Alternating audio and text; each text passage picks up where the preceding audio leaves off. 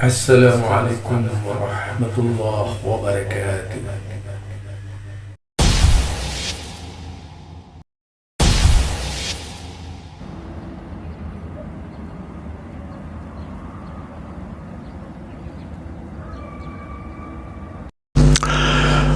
Assalamualaikum warahmatullahi wabarakatuh. Alhamdulillah, kembali bersama saya Zulkarnain El-Maduri. Kali ini saya ingin menanggapi ceramah-ceramah Ar-Razi Hasim ya.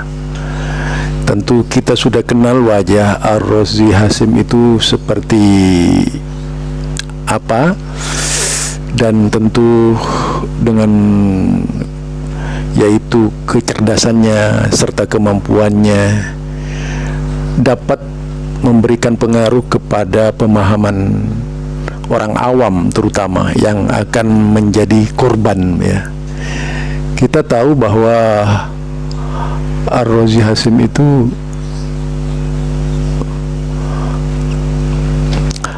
adalah sosok yang kita kenal, dan kita bisa melihat wajah ini begitu lugu berbicara berkaitan dengan Islam, apalagi yang dibicarakan sekitar ruh ya. Tentu bagi kita ingin tahu persis sebenarnya seperti apa sih pemahaman Ar-Razi Hasim ketika berbicara tentang ruh yang menurutnya sangat sistematis sekali ya, hingga dihubungkan dengan yaitu penjelmaan ruh Muhammad menjadi jasmani, yang dikatakan itu dari kalimat ahad, bahwasanya Ahmad dan ahad itu sama menurut pemikirannya gitu. Karena Ahmad itu berasal dari Ahmad, ahad artinya dari yang esa. Apalagi Ar-Razi Hasim ini meyakini bahwasanya manusia itu tidak ruh itu tidak diciptakan, tapi merupakan pencitraan Allah kepada makhluknya. Wow, pencitraan Allah kepada makhluknya. Bahasanya luar biasa, dia menggunakan bahasa. Nah, kalau kita baca kitab-kitab Alkitab ya, yaitu kitab Taurat dan Injil yang tentu saja di dalam hal ini diabadikan oleh agama Kristen sebagai kitab suci mereka, hampir tidak ada bedanya antara pemahaman Ar-Razi dengan mereka gitu. Di dalam agama Kristen, jadi di dalam agama Kristen definisi kata ruh dalam Alkitab berasal dari kata Ibrani ruha dan kata Yunani pneuma. Ruh mempunyai beberapa arti, semuanya menuju kepada yang tidak terlihat oleh mata manusia dan yang membuktikan adanya daya atau tenaga aktif bekerja. Kata Ibrani dan Yunaninya digunakan untuk memaksudkan satu, ruh itu bisa berarti angin karena ditiupkan, kemudian mendatangkan pengaruh, bisa panas, bisa dingin. Kemudian ini pemahaman saya kalau mencoba melihat Ar-Razi ya sangat terpengaruh sekali dengan pemahaman Kristen ini gitu. Kemudian daya hidup yang aktif dalam makhluk-makhluk di bumi, desakan dari hati nurani yang menentukan cara orang berbicara dan berperilaku, itu dinamakan ruh. Jadi desakan dari hati nurani yang membuat orang berbicara sesuai dengan yang diinginkan, itu luapan ruh. Jadi yang dikatakan jasad itu menjadi seolah-olah menjadi robot dari kekuatan ruh. Kemudian pribadi-pribadi ruh. Nah, ini juga persis sebagaimana yang diyakini oleh Ar-Razi, bahwa roh itu ada kepribadian masing-masing ya, meskipun dari satu ruh, yaitu ruh Allah, wa ruhum minhu. Jadi kata wa ruhum minhu itu kemudian yas'alunaka 'anir ruh, mereka akan bertanya kepadamu Muhammad tentang ruh. Justru yang terjadi adalah cara berfikirnya Ar-Razi itu masuk ke dalam kategori wa ma utitum minal ilmi illa qalila. La minal ilmi illa qalila ini dijadikan, yaitu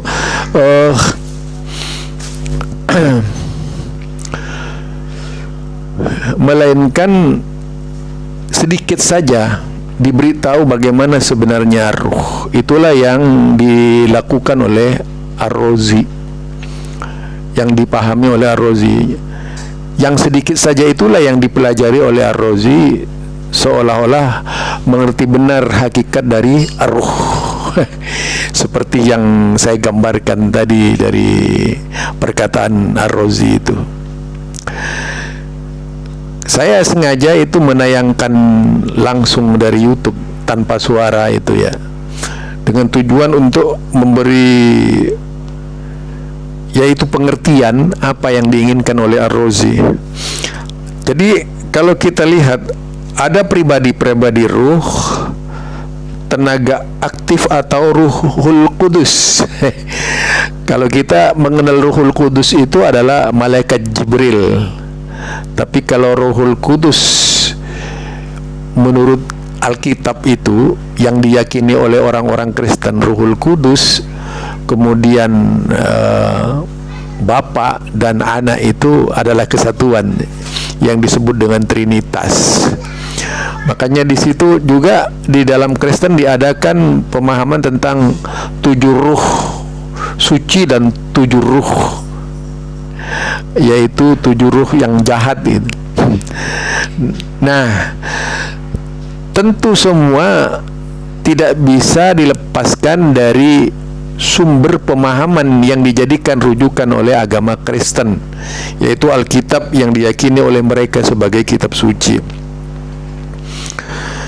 Jadi para penulis Alkitab, kalau kita lihat tuh, para penulis Alkitab menggunakan kata Ibrani ruah atau kata Yunani pneuma. Sewaktu menulis tentang roh, Alkitab sendiri menunjukkan arti kata-kata itu. Misalnya Mazmur 104 mengatakan, apabila engkau Yahweh mengambil ruh mereka, mereka mati dan mereka kembali kepada debu. Juga dalam surat Yakobus dikatakan, tubuh tanpa ruh pneuma adalah mati. Jadi itu semua terdapat di dalam Alkitab. Jadi ar-ruh ini dikatakan hidup, kekal, abadi. Karena yang akan masuk surga kelak diyakini oleh mereka itu bukan jasad, tapi ar-ruh. Mereka akan bersama-sama Tuhan dan malaikat itu di langit.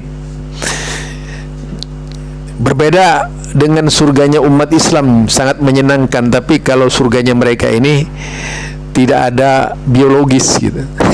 Tidak ada biologis, karena semuanya adalah ruh. Nah, itu salah satu cerita kisah di dalam agama Kristen yang menggambarkan tentang ruh. Kalau kita lihat di dalam, yaitu ada 30 ayat. Ya, ada 30 ayat di dalam Alkitab yang berbicara tentang ruh. Jadi 37 ayat dalam Alkitab yang berbicara tentang Roh Kudus. Maka berbicaralah ia katanya, inilah firman Tuhan kepada Zerubabil, bunyinya bukan dengan keperkasaan dan bukan dengan kekuatan, melainkan dengan rohku, firman Tuhan semesta alam. Jadi ar-ruhku, firman Tuhan semesta alam. Di sini ar-ruh yang menjadi keyakinan Ar-Razi, kalau kita lihat pembahasannya dari mereka, hampir tidak ada bedanya, yaitu terjadinya sinergi antara ruh Tuhan dengan manusia. pada intinya manusia itu adalah Tuhan-Tuhan kecil yang memiliki keabadian, dan ruh itu kembali kepada asalnya nantinya, yaitu kembali kepada Tuhan. Ini yang diyakini di dalam agama Kristen. Banyak sekali kalau kita lihat berkaitan dengan ruh ini, yaitu misalnya Yudas, akan tetapi kamu saudara-saudaraku yang kekasih, bangunlah dirimu sendiri di atas imanmu yang paling suci dan berdoalah dalam Roh Kudus. Jadi berdoalah dalam Roh Kudus, Roh Suci. Nah, Roh Kudus ini kalau kita pahami di dalam Alkitab, dari mereka itu bukanlah Jibril seperti kita yakini, tapi adalah Tuhan itu sendiri, ya. Oknum Tuhan, Roh Kudus itu. Nah, sambil menantikan rahmat Tuhan kita, yaitu Yesus Kristus, untuk hidup yang kekal. Itu dibahas oleh Alkitab, oleh para ahli Alkitab, ya, dari kalangan Kristen sendiri, yang menyatakan bahwa kelak manusia ketika masuk di surga itu tidak menikmati, tidak ada dunia seks lagi, berbeda dengan Islam, ya. Jadi kalau dalam Islam itu kan kenikmatan, tetapi tidak bagi mereka. Tidak ada surga yang dinikmati itu, melainkan adalah surga yang ada, yang dinikmati oleh mereka adalah surga hanya menjadi malaikat seluruhnya, seolah-olah jadi malaikat, karena roh itu berkumpul dengan malaikat. Kemudian pengertian roh-roh di situ kalau kita lihat adalah bersinergi dengan kekuatan-kekuatan yang ada pada diri manusia. Jadi manusia ini pada intinya terpengaruh oleh kekuatan ruh, perilaku ruh, dan terjadi perubahan pada diri manusia juga karena ruh. Itu keyakinan mereka, ya. Jadi kalau saya sampaikan berkaitan dengan Dr. Ar-Razi, Dr. Ar-Razi ini yang berbicara tentang ruh Nabi Muhammad sallallahu alaihi wasallam, kita bisa melihat di dalam, yaitu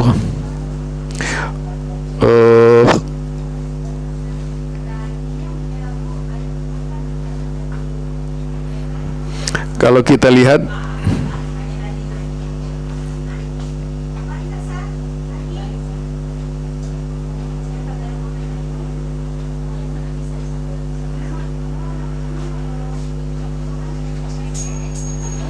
di dalam sebuah fatwa, jadi ada pengertian yang begini, ya.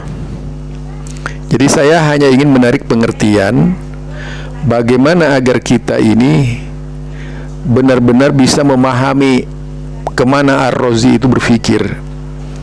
Yaitu misalnya sebagaimana yang terdapat di dalam kitab yang disajikan oleh Muhammadiyah berkaitan dengan ruh misalnya. Nah, di sini kalau kita membahas tentang sholawat, model kita itu adalah sudah dibicarakan di dalam bab khusus pembicaraan sholawat, bahwa sholawat kita adalah sholawat yang diajarkan oleh Nabi Muhammad sallallahu alaihi wasallam. Tetapi yang ingin saya bicarakan adalah berkaitan dengan ruh yang diangkat oleh Ar-Razi. Wa usalli wa usallimu ala nuril mausufi bit taqaddumi wal awliya'il mintaqili fil ghururil karimati wal jibat.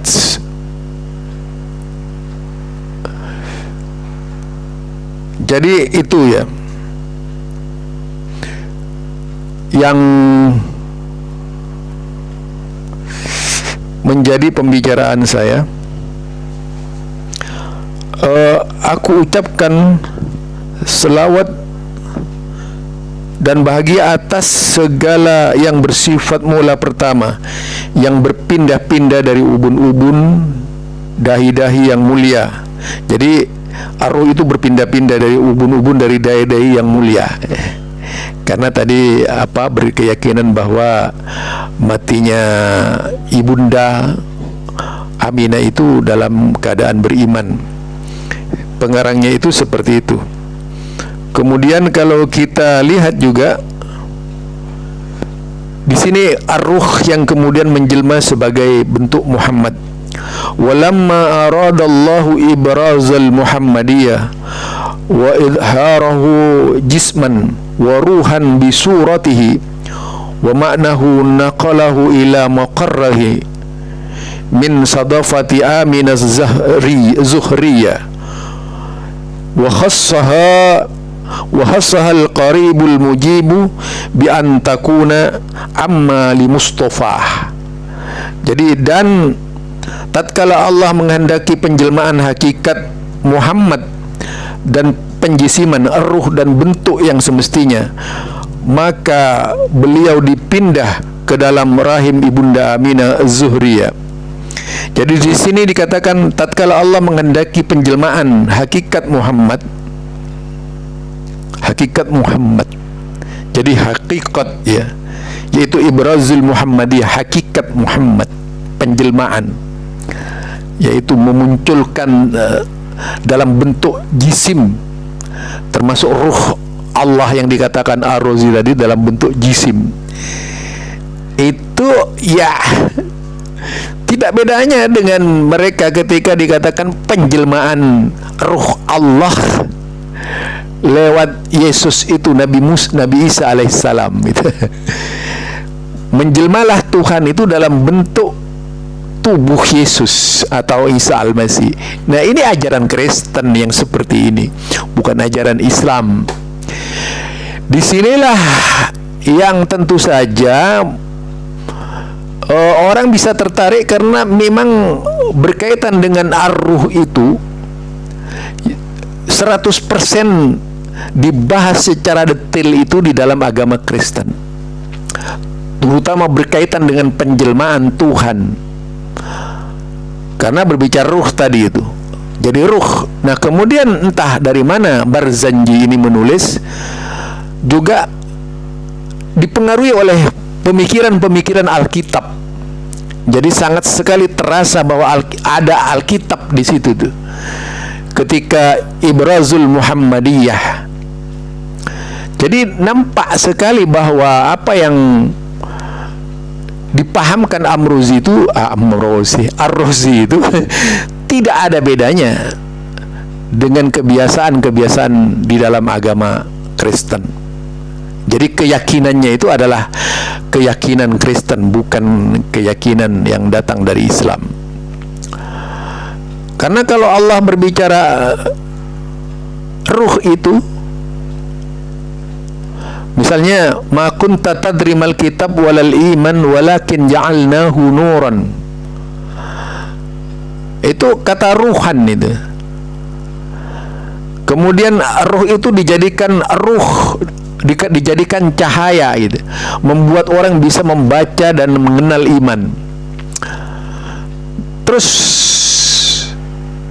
pengertian itu kalau ditarik secara pemahaman ar-Razi, maka seharusnya seluruh manusia di dunia ini tidak ada yang kafir.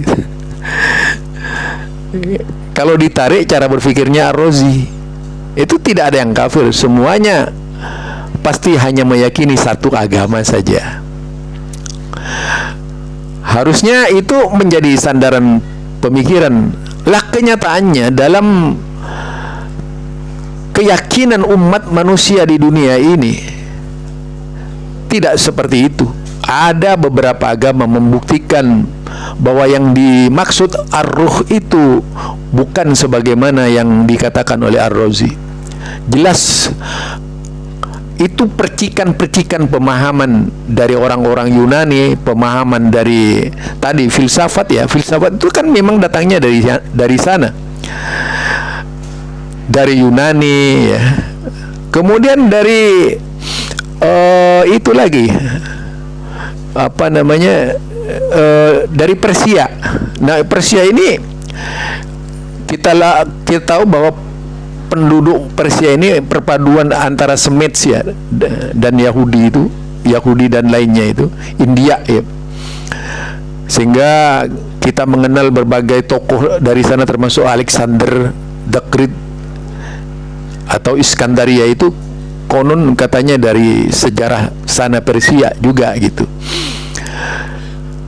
Nah, ini kalau kita pahamkan berkaitan dengan ar-ruh yang dipahami Ar-Razi, sangat menyesatkan sekali. Bisa-bisa umat Islam kemudian meyakini sebagaimana yang diyakini oleh orang-orang Kristen gitu. Atau bisa ini istilahnya kristenisasi tingkat tinggi. Bisa-bisa seperti itu. Ya, mudah-mudahan tidak. Saya hanya berharap itu bukan bagian dari misi dan zending Kristen yang sedang berjalan, tetapi memang sebuah keyakinan lucu-lucuan yang dilahirkan oleh Ar-Razi.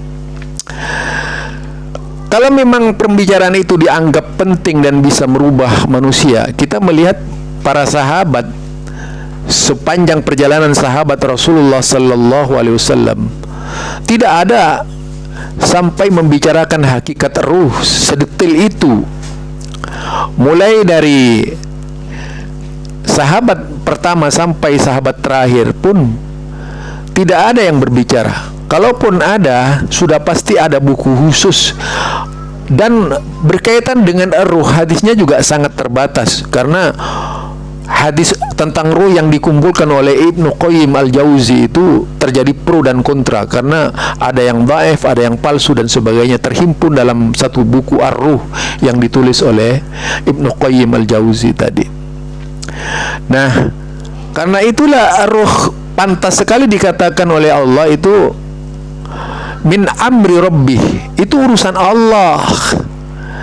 Tidaklah kemudian kita menerka-nerka dengan berbagai macam tafsiran-tafsiran yang sama artinya, sampai menjisimkan ruh Allah itu pada tubuh Nabi Muhammad sallallahu alaihi wasallam. Ini yang benar-benarnya mujassim gitu. Wihdat ya ini, wihdatul wujud, menyatukan kesatuan wujud antara manusia dengan Tuhan, itu yang celaka 12 namanya itu. Jadi orang yang berkeyakinan di atas arsy itu punya batasan, Syekh. Bukan kemudian dikatakan seperti otak-otak miring yang menyatakan bahwa Allah itu nongkrong sebagaimana manusia. Itu otak mereka yang berpikir begitu. Kita menggunakan kalimat istawa 'alal arsy itu, meyakini Allah istiwa di atas arsy, dengan kalimat laisa kamitslihi syai'un wa huwas samiul basir. Itu menjadi pegangan dari orang-orang dituduh Wahabi. Bahkan beberapa para sahabat memberikan istilah istawa 'alal arsy itu bainan min khalqihi, yaitu terpisah dari makhluknya. Kalau kita lihat, kita pandang alam semesta ini, jagat raya ini, ada batasnya. Nah, kita tidak tahu mana yang di luar alam itu. Apakah itu yang dimaksud tinggi? Kita nggak tahu.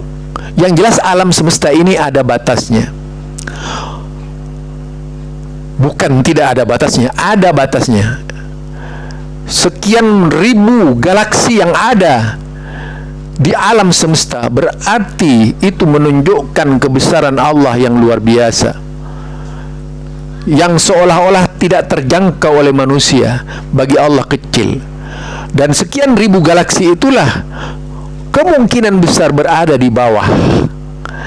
Itulah, jadi di istilah atas ini tidaklah kemudian diartikan nongkrong sebagaimana cara berpikirnya kaum asbajal sekarang ini yang selalu berpikir parno di dalam berdebat dengan Wahabi. Padahal Wahabi tidak pernah berpikir parno seperti itu. Cukup meyakini Allah istawa alal arsy sudah.